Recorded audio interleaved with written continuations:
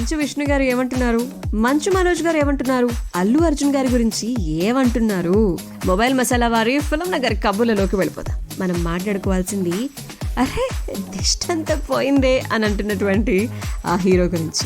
Yes, so mobile masala వారి film Nagar కబుర్లలో మనం మాట్లాడుకోవాల్సింది ఎవరి గురించి అంటే, సంధ్యా థియేటర్ తొక్కిసలాట సంఘటనలో అరెస్ట్ అయినటువంటి అల్లు అర్జున్ గారు బెయిల్ పై బయటకు వచ్చేసినటువంటి సంగతి తెలిసిందే. సో ఆ తర్వాత ఇంటికి చేరుకున్నారు. ఆయన పరామర్శించేందుకు సినీ తరలందరూ కూడా క్యూ కట్టారు. చంద్రబాబు నాయుడు గారు, ప్రభాస్ గారు ఫోన్ చేసి మాట్లాడడం జరిగింది.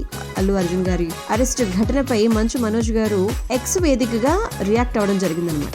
మొత్తం దిష్టంతా పోయింది బాబాయ్, వెల్కమ్ బ్యాక్ అల్లు అర్జున్ గారు. ఇలాంటి క్లిష్ట సమయాల్లో మీరు కనపరిచినటువంటి ప్రశాంతత, బాధ్యతాయుతమైనటువంటి వ్యవహార శైలిని మెచ్చుకోకుండా ఉండలేకపోతున్నాను. బాధిత కుటుంబానికి మద్దతుగా నిలుస్తాను అని చెప్పి మీరు ఇచ్చినటువంటి హామీ మీ నిజమైన వ్యక్తిత్వాన్ని తెలియజేస్తోంది. సంధ్యా థియేటర్ వద్ద జరిగినటువంటి సంఘటన నిజంగా భద్రతకు ఎంత ప్రాధాన్యం ఇవ్వాలి, పక్కవారి పట్ల ఎలా అప్రమత్తంగా ఉండాలి అనేటువంటి విషయాన్ని మరోసారి గుర్తు చేస్తోంది. మీ కుటుంబానికి మరింత శాంతి సంతోషాలు కలగాలి అని చెప్పి అభిలాషిస్తున్నా అంటూ మంచు మనోజ్ గారు పోస్ట్ చేయడం జరిగింది.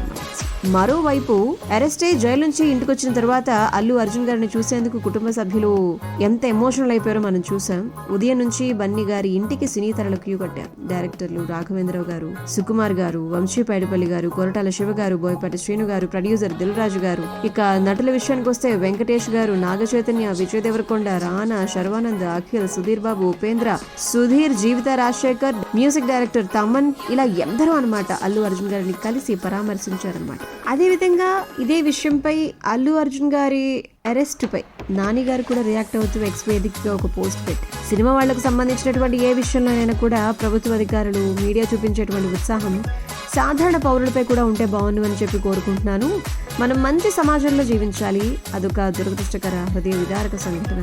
దాని నుంచి మనం ఎన్నో పాఠాలు నేర్చుకోవాలి. ఇకపై మరిన్ని జాగ్రత్తలు పాటించి భవిష్యత్తులో ఇలాంటివి జరగకుండా ఉండేలా చర్యలు తీసుకోవాలి. ఇక్కడ అందరి తప్పు ఉంది, ఒక్క వ్యక్తిని నిందించడం అనేది కరెక్ట్ కాదు అని చెప్పి ఆయన అన్నారనమాట. ఆ విధంగా నానిగారు పెట్టినటువంటి పోస్ట్ కూడా నెట్టింట వైరల్ గా మారిందనమాట. ఆ తర్వాత ఇంకా ఎందరో #we stand with Allu Arjun అని చెప్పి హ్యాష్ ని జత చేస్తూ వారికి సపోర్ట్ అందించారు. అలా సపోర్ట్ చేసిన ప్రతి ఒక్కరికి కూడా అల్లు అర్జున్ గారు పేరు పేరున కృతజ్ఞతలు తెలియజేయడం జరిగింది.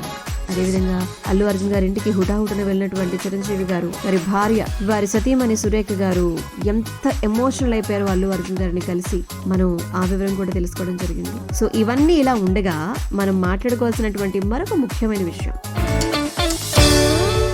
మొబైల్ మసాలా వారి ఫిల్మ్ నగర్ కబుర్లలో ఏంటి అంటే, పుష్పరాజ్ గారి గురించినటువంటి మాట అనమాట. రష్మిక సినీ ప్రయాణంలో పుష్ప 2, యానిమల్ సినిమాలు చాలా కీలకమైనవి.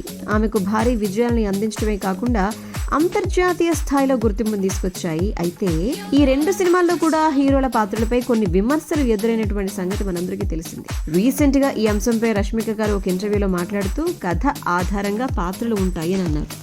కథ ఆధారంగానే అందులో ఏ పాత్రను హైలైట్ చేయాలో ఆలోచిస్తారు. హీరో దృష్టికోణంలో రాస్తే గనక అతని పాత్రకు ఎక్కువ ఇంపార్టెన్స్ ఉంటుంది. హీరోయిన్ వైపుగా ఆలోచిస్తే గనక ఆమెను హైలైట్ చేస్తారు. ఇక పాత్రల స్వభావాలు కూడా స్టోరీ ఆధారంగానే ఉంటాయి. మనుషులందరిలో కూడా మంచి చెడు అని చెప్పి 2 గుణాలు ఉంటాయి. మా అమ్మ ఎప్పుడు కూడా ఒక విషయాన్ని చెప్తూ ఉంటారు, 2 వ్యక్తుల మధ్య వ్యత్యాసం వారి స్వభావం ఆధారంగానే ఉంటుంది అని చెప్పి. మనందరికీ కూడా పీల్చే గాలి, తినే ఆహారం, తాగే నీళ్లు అని ఒకటే. కాకపోతే వారికి ఉండేటువంటి ఈగో వల్లే 2 వ్యక్తుల మధ్య వ్యత్యాసం వస్తుంది. అలాంటప్పుడు సినిమాలో పాత్రలు నిందించడం కూడా తప్పే కదా. పుష్పరాజ్ పాత్ర స్వభావాన్ని కాకుండా కుటుంబం కోసం అతను ఏం చేశాడో చూడాలి. అలా ఉండటం అతని నైజం. అలాంటి వ్యక్తులు సమాజంలో కూడా ఉన్నారు అని చెప్పి రష్మిక చెప్పడం జరిగింది. ఇక ఆయా సినిమాల్లో చూపించినటువంటి తీవ్ర హింసను ఉద్దేశిస్తూ, ఒకవేళ నిజ జీవితంలో 200 మందిని చంపితే జైల్లో ఉంటారు, అదే సన్నివేశాన్ని సినిమాలో చూపిస్తే గనక అందరూ ఎంజాయ్ చేస్తారు.